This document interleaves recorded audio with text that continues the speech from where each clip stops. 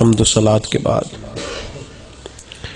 پیش حق مجدہ شفاعت کا سناتے جائیں گے، پیش حق مجدہ شفاعت کا سناتے جائیں گے، آپ روتے جائیں گے ہم کو ہنساتے جائیں گے، اور باغ جنت میں محمد مسکراتے جائیں گے صلی اللہ علیہ وسلم۔ باغ جنت میں محمد مسکراتے جائیں گے، پھول رحمت کے گریں گے ہم اٹھاتے جائیں گے، پھول رحمت کے گریں گے ہم اٹھاتے جائیں گے۔ وسعتیں دی ہیں خدا نے دامن محبوب کو، وسعتیں دی ہیں خدا نے دامن محبوب کو، جرم کھلتے جائیں گے اور وہ چھپاتے جائیں گے، جرم کھلتے جائیں گے اور وہ چھپاتے جائیں گے۔ اور نظریہ سنیے، عقیدہ سنیے، فاضل بریلوی علیہ رحمہ فرماتے ہیں کہ حشر تک ڈالیں گے ہم پیدائش مولا کی دھوم، حشر تک ڈالیں گے ہم پیدائش، کہتے ہیں نبی پاک صلی اللہ تعالی وسلم تشریف لے آئے، انقلاب آ گیا، یہ پیغام ہم قیامت تک سناتے رہیں گے۔ حشر تک ڈالیں گے ہم پیدائش مولا کی دھوم، مثل فارس نجد کے قلعے گراتے جائیں گے، اور خاک ہو جائیں عدو جل کر مگر ہم تو رضا، دم میں جب تک دم ہے ذکر ان کا سناتے جائیں، دم میں جب تک دم ہے ذکر ان کا سناتے جائیں۔ ماہ ربیع الاول شریف ماہ مقدس، اللہ تعالیٰ امت مسلمہ کے لیے اسے مبارک فرمائے، اور اس ماہ مقدس کے صدقے اللہ محبوب کی امت کو محبوب کے قدموں تک رسائی نصیب فرمائے۔ عزیز دوستو، ماہ مبارک ماہ ربیع الاول شریف میں آپ اعلانات سن رہے تھے، اور انشاءاللہ اس کے بعد بھی آپ بڑے اعلان سنتے رہیں گے۔ محافل میلاد منعقد کی جاتی ہے۔ میلاد کا معنی ہوتا ہے پیدا ہونا، میلاد کی اس محفل کا معنی ہے وہ محفل جس میں حضور کے پیدا ہونے کا ذکر کیا جائے، اور مخصوص نہیں کہ صرف میلاد کی محفل میں حضور کی پیدائش کا ذکر کیا جائے، ہر اس محفل کو محفل میلاد کہتے ہیں جس میں نبی پاک صلی اللہ علیہ وسلم کی کوئی فضیلت بیان کی جائے، حضور کی سیرت بیان کی جائے، نبی پاک کے شمائل، خصائل، فضائل، عادات، اور نبی پاک کے دین کی کوئی بھی بات بیان کر دی جائے، اسے محفل میلاد ہی کہا جاتا ہے۔ ہمارے ہاں کیونکہ امت کے اندر بڑے بڑے فتنے ہیں، بعض لوگ بعض باتوں پہ بلا وجہ اڑ گئے، اور بعض حضرات ایسے ہیں جنہوں نے بعض باتوں کو ان کی اصل شکل سے بگاڑ کے رکھ دیا۔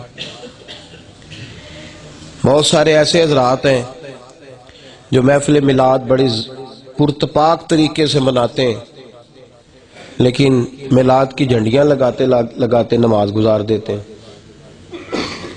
وہ بھی زیادتی کرتے ہیں، یہ بھی ظلم ہے۔ میرے نبی پاک صلی اللہ علیہ وسلم جن کا میلاد منا رہے ہیں، اس رسول علیہ السلام نے فرمایا کہ نماز میری آنکھوں کی ٹھنڈک ہے، تو جھنڈیاں لگانے سے بھی دل ٹھنڈا ہوتا ہے، اور نماز پڑھنے سے محبوب کی آنکھیں ٹھنڈی ہوتی ہیں۔ اب یہ بھی زیادتی ہے۔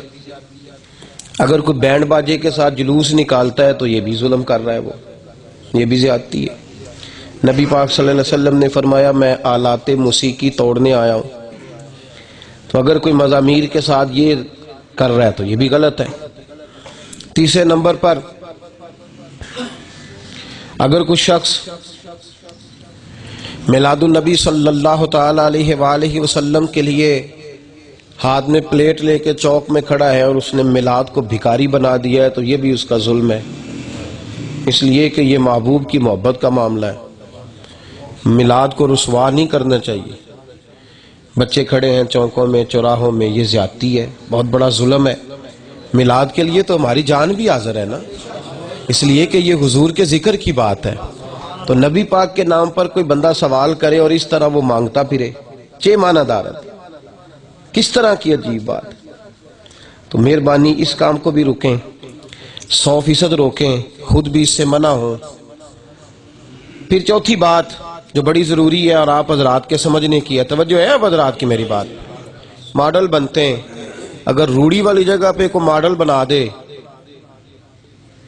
روڑی والی جگہ پہ حضور کا گنبد بنا دے، یا خانہ کعبہ بنا دے تو اس نے زیادتی کی کہ اچھا کام کیا ہے؟ بولے تو صحیح، تھوڑا تھوڑا بولے. کیوں جی، کیا خیال ہے آپ کو؟ غلط کیا نا اس نے، اللہ آپ کو جزا دے. آپ بولے.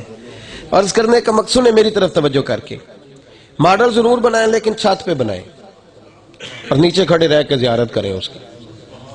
ضرور بنائیں، چھت پہ بنائیں ماڈل. اور پھر 12 ربیع الاول شریف کو اگر ہم لوگ خود ہی موٹر سائیکل پہ عورتوں کو بٹھا کے ماڈل دکھانے لے جائیں تو نبی پاک پردے کا حکم دینے آئے یا ہم نے بے پردگی شروع کر دی اس رات؟ تو یہ نبی پاک سے محبت کی کہ بغاوت کی؟ تو یہ کس نے روکنا ہے؟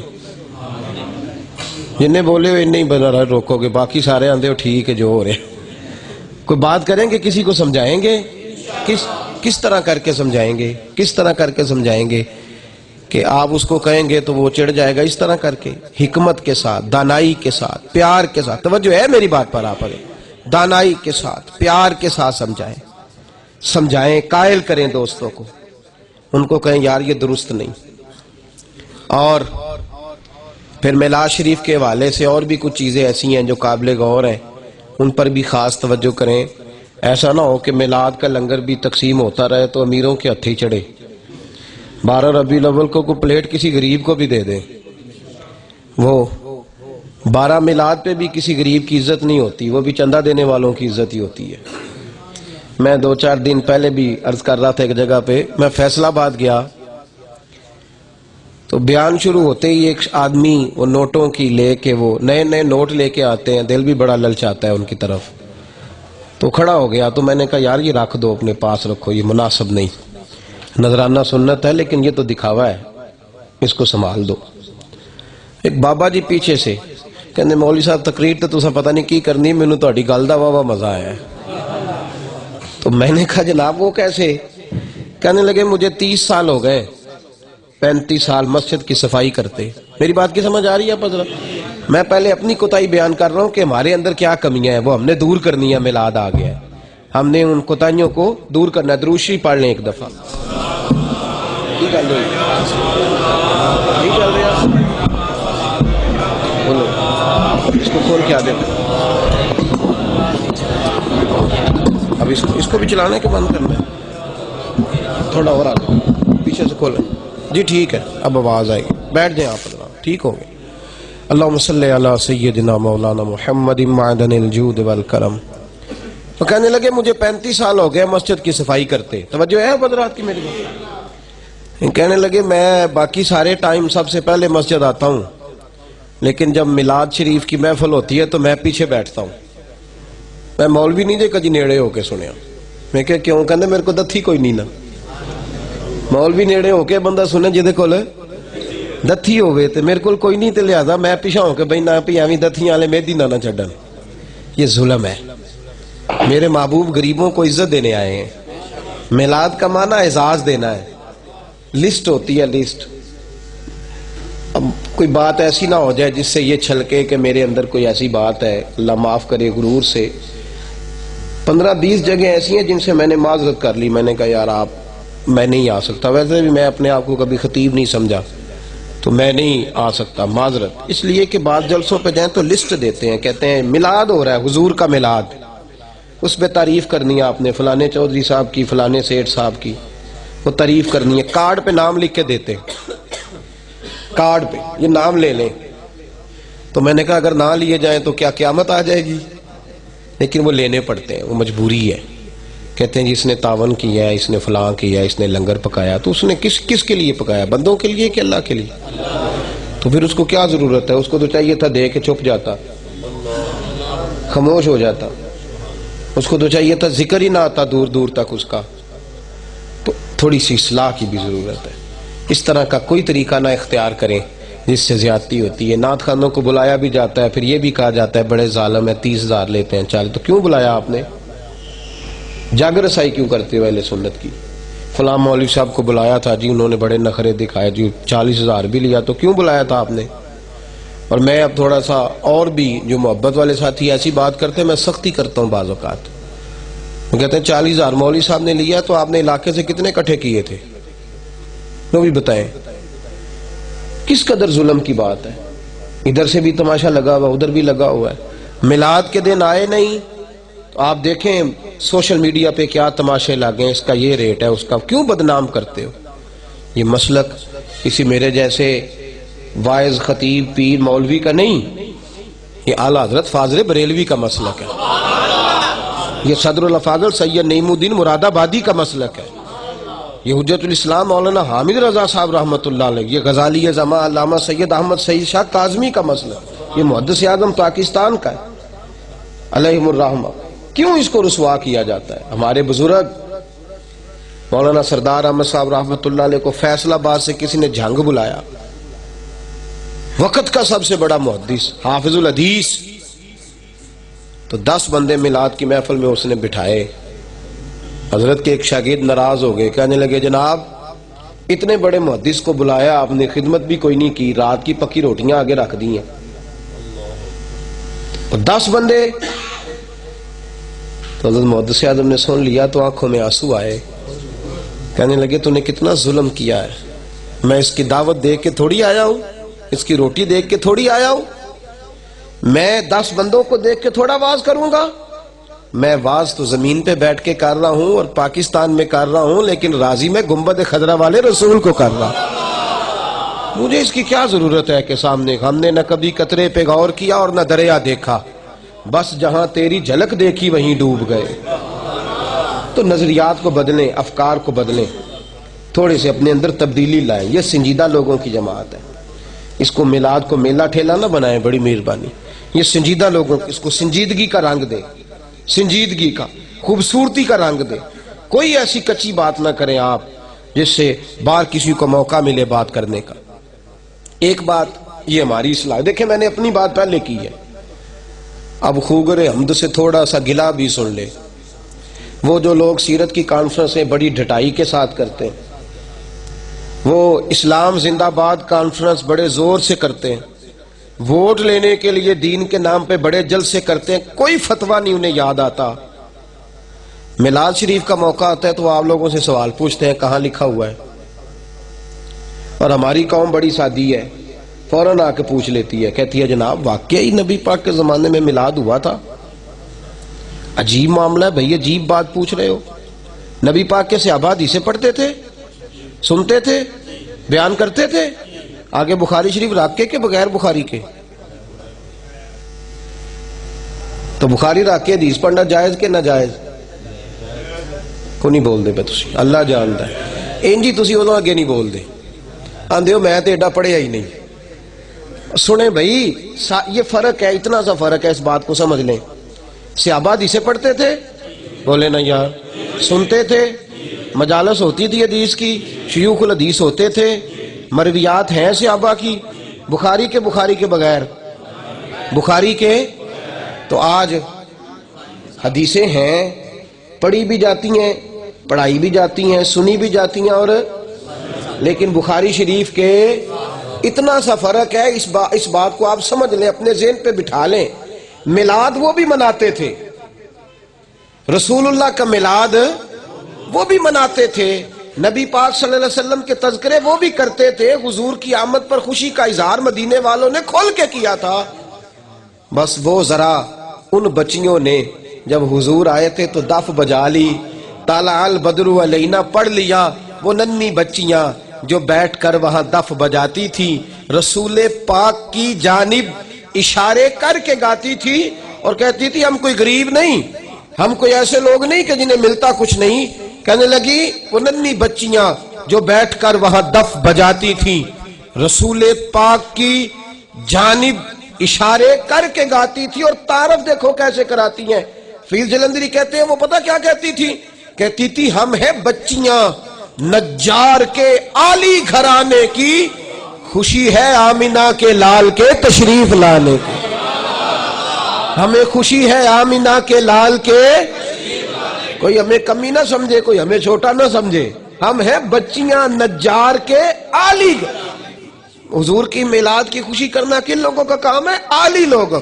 ہم ہیں بچیاں نجار کے عالی گھرانے کی، ہمیں خوشی ہے آمینہ کے لال کے تشریف لانے کی، خوشی ہے آمینہ کے لال کے تشریف۔ اور میرے بھائی میلاد انہوں نے بھی منایا ہے، لیکن انہوں نے بغیر سپیکر کے منایا ہے، انہوں نے بغیر جھنڈیوں کے منایا ہے. انہوں نے بغیر متنجن پکتا ہی نہیں تھا اس زمانے میں. متنجن نہیں پکتا تھا، ہم نے وہ پکا لیا. بریانی کا مزاج نہیں تھا، ہم نے وہ بنا لی ہے.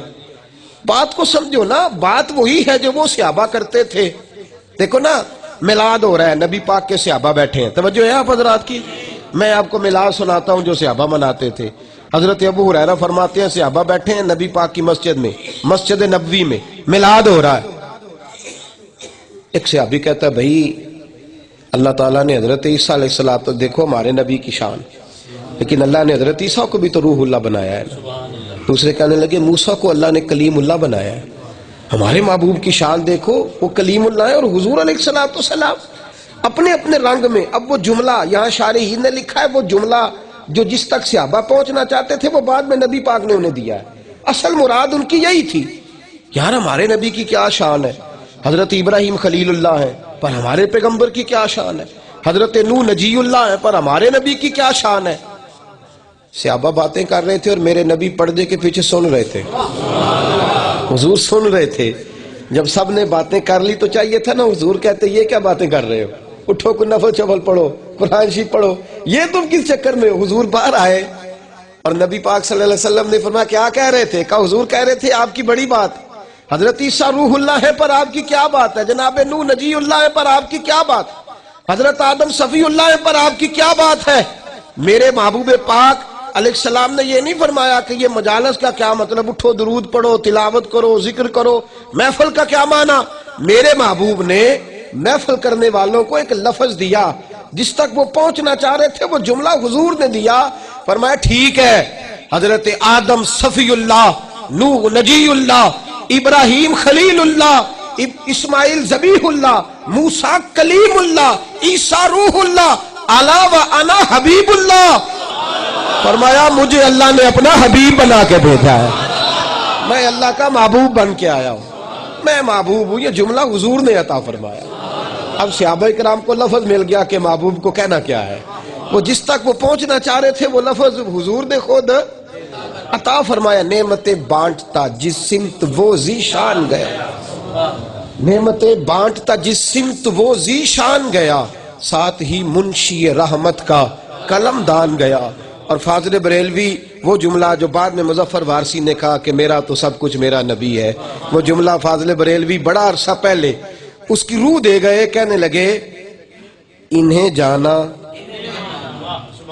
جب سے انہیں جانا پھر انہیں ہی مانا، پھر کسی اور کو کسی اور تک رسائی، پھر کلیم اللہ، نجی اللہ، صفی اللہ، ذبیح اللہ، خلیل اللہ رسائی ہے. پر جب سے انہیں جانا، دنیا میں احترام کے قابل ہیں جتنے لوگ، میں سب کو مانتا ہوں مگر مصطفیٰ کے بعد. جب سے انہیں جانا تو پھر انہیں مانا، نہ رکھا غیر سے کام، للہ الحمد میں دنیا سے مسلمان گیا، للہ الحمد میں دنیا سے مسلمان گیا. اور دوسروں کو مشورہ دیتے ہیں، بد مذہب کو بھی کافر کو بھی، کہتے ہیں آج لے ان کی پناہ، آج مدد مانگ ان سے، کل نہ مانیں گے قیامت میں اگر مان گیا، کل نہ مانیں گے قیامت میں اگر مان